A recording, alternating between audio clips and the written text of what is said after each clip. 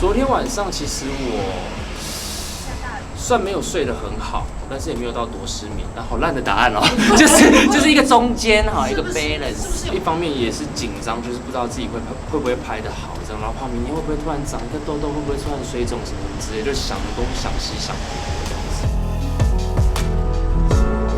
刚刚有一个是在一个好像，我躺在地上的一个。我觉得自己超像什么夜店外面，然后喝醉了，刚才蛮像被捡尸。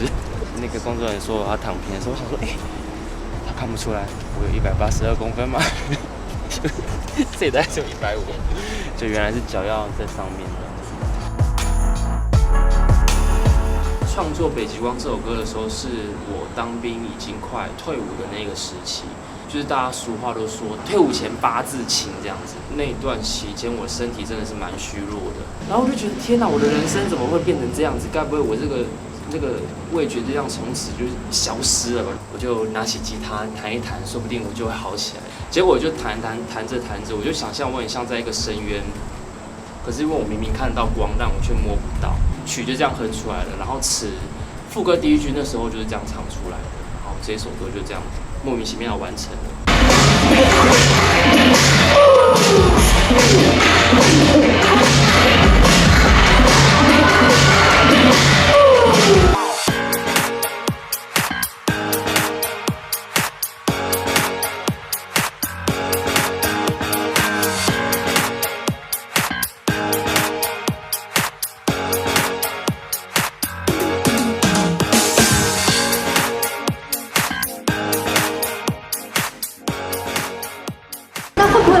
有机会呢，可以跟反町先生一起来演一个台湾跟日本合作的一个剧嘛？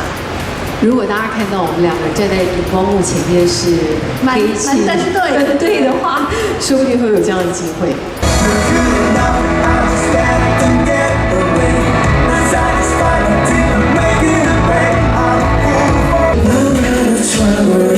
走到他的身边，他一边看着我，还一边不停放电。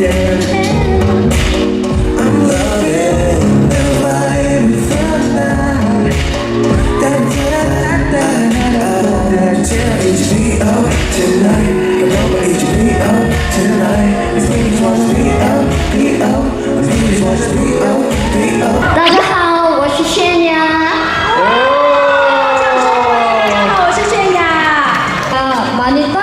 많이 떨리다를 여러분들께 뭐라고 얘기를 해야 하죠? 我现在其实很紧张，那我很紧张这句话我要怎么样的要跟大家讲呢？好，我很紧张，我好紧张，好厉害哦！我真的很紧张。